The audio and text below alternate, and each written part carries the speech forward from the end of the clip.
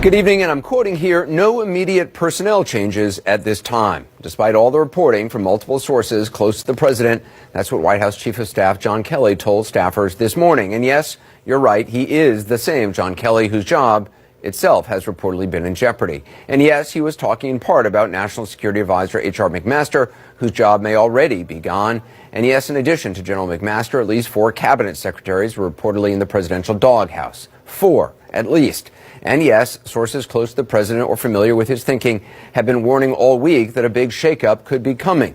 Reports are the president is actually enjoying the process, which is probably more than H.R. McMaster can say, or Jeff Sessions, David Shulkin, or Ben Carson.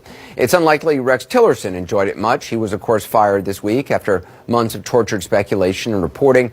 Reporting, by the way, the president called fake news, tweeting, quote, "The media has been speculating that I fired Rex Tillerson or that he would be leaving soon. Fake news. He's not leaving, and while we disagree on certain subjects, I call the final shots. We work well together, and America is highly respected again."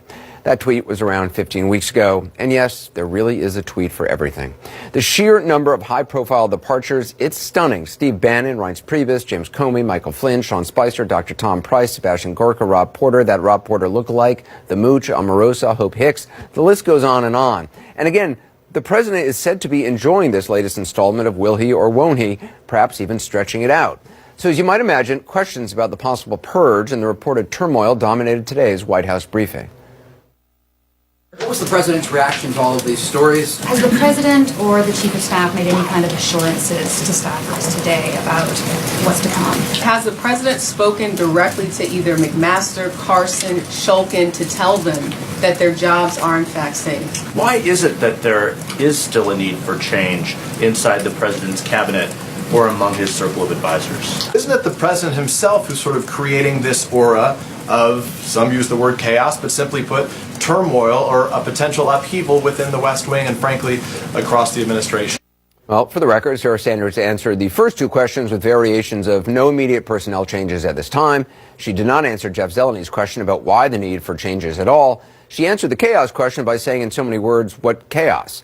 But keeping them honest, those last 2 questions deserve better because they speak directly to a pair of claims the president has made, including one he campaigned on.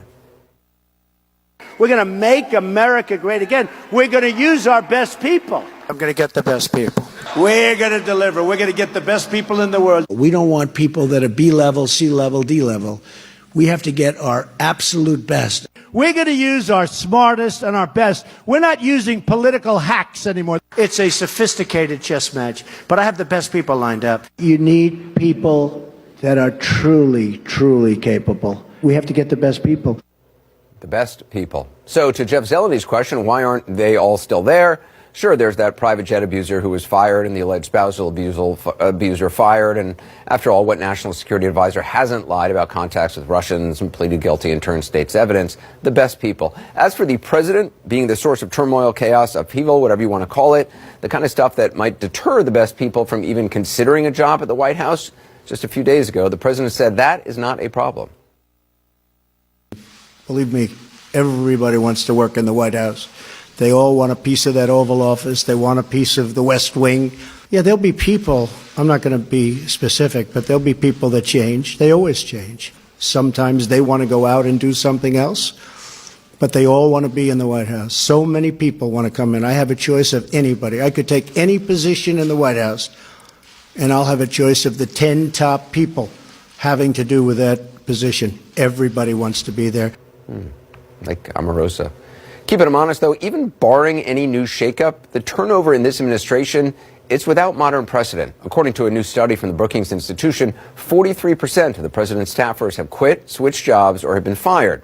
Now, that's more than double any modern presidency. The number could be growing, and being president is hard enough without the turnover, without the turmoil, without the day-to-day drama of who's in and who's out. I want to get perspective now from 2 longtime White House